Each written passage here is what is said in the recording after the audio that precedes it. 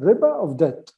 Not every time there is a stipulation in a loan, is it riba? People sometimes I see them, saying the old principle: every loan that brings a benefit is riba. They seem to think that any benefit at all must be riba, that you cannot benefit out of a loan. This is not true. This is not true. Let's go through them so I make sure people understand.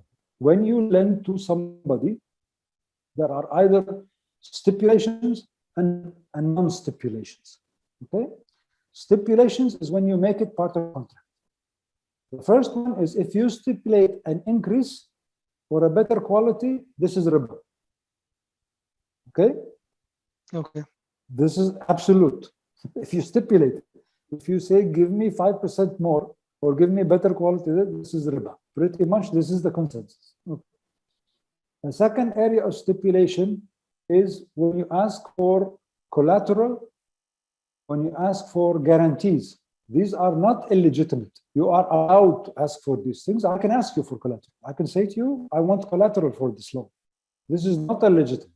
It is a benefit to me. It covers my risk, but it's not illegitimate. It is not part of the term. Every loan that brings a benefit is riba. It's simply not. Okay, and daman is the same thing. I can ask you to bring me somebody who will guarantee me. Okay. The third stipulation is if you stipulate something like you pay me in another country. I tell you, brother Muhammad, here's $100. I'm paying you in Dubai. I want you to pay it to me in Qatar. This is called suftaja. The word for it is called suftaja, the term. It's a Persian word, originally meant something like a pocket where you put money is for the protection of the road. They call it suftaja. And there is some dispute concerning this. It is approved today by IOFI and many other people, as long as it's not really a big cost and a burden to the borrower. As long as the borrower does not have a big cost in paying somewhere else, then it's not a problem. Now, of course, the reason they used to do it like this is because they wanted to protect themselves from the road if they are traveling. Okay, so I don't want to take the gold and silver with me. I will give it a loan to somebody who has an agent somewhere else, and then I can travel over there without any money, and I can get my money. This is also not a riba situation unless it's really a burden. There is some dispute, some people disputed it, but generally speaking, it's acceptable as long as it's not really a cost to the borrower. This is the third area of stipulation is if you stipulate another contract with the loan, like a sale contract. You give him a loan and you sell him something at a higher price. This is forbidden. Others say it's nothing wrong with selling as long as it's not at a higher price. So that there's no advantage. So it's a true sale and a true loan. But there is a hadith on forbidding al-bay' wa salaf, to combine them together because it's a trick of riba. Of course. There is also other contracts that you can stipulate in the loan.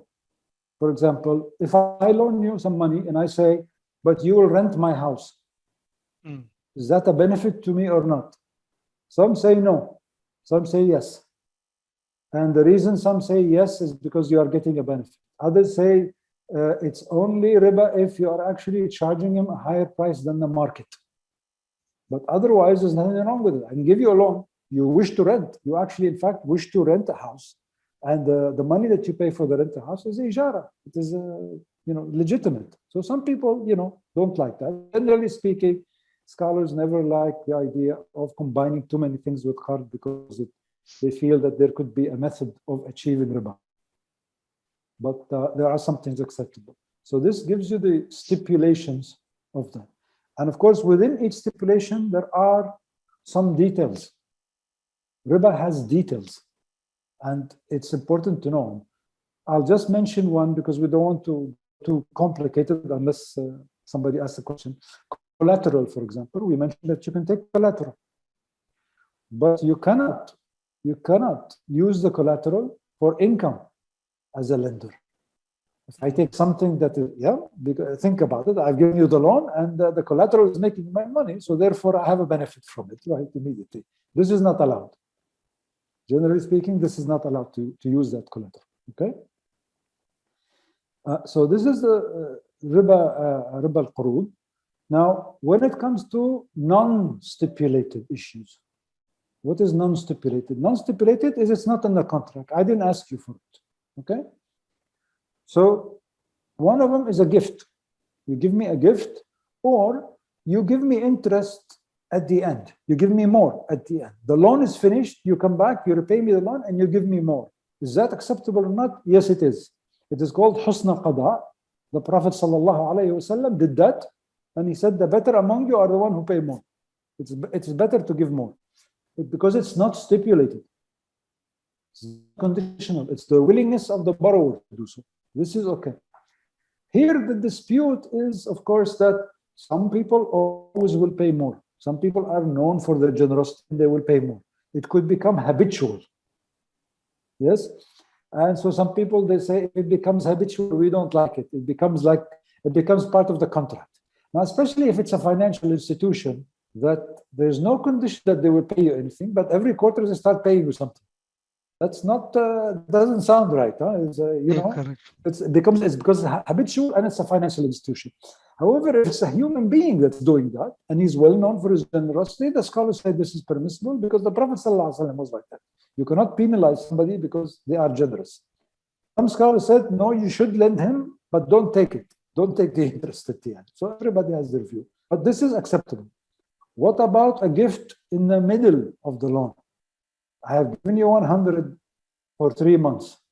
You come in the middle of the period and you give me a gift. This is not allowed. Unless you and I had an existing friendship relationship in which we used to always give each other gifts, for the birth of a child or promotion or something, this is not allowed. Because the suspicion is that you are giving me the gift during the loan to delay the payment. This is the suspicion. So they don't want this. You give me a gift basically to say, after 1 month, I don't pay you, I'll delay it. That sort of thing. So they don't like it. To avoid all that, but to still accept the gift is allowed under 2 conditions. You can take the gift and give the guy another gift that is equivalent. So you brought me a watch, I'll give you the same watch. I'll give you a gift, right? So this way the values are gone. Or I take the value of the gift and I deduct it from the loan. You owe me 100, you give me something worth 5, I will remove it, I'll say you owe me now only 95. Because this is actually sometimes it's considered to be better because you don't want to disappoint somebody when they've given you a gift. Correct. So just cancel it from the debt or give them an equivalent gift. It is end up the same thing since you have not benefited. Okay. The Sahaba radiallahu anhu were very sensitive about issues of collateral. Okay. And there is one story, and there are different versions of the story of Umar bin al-Khattab radiallahu anhu. He passed by a man who was sitting outside on his porch. And he said to him, so and so, why are you sitting on your porch? It's very hot, very sunny. Usually you sit on your friend's porch where there is a shade. And the man said, I have given my friend a loan. He was so worried that he's given his friend a loan that even using the shade of his house would be looked at as illegitimate benefit.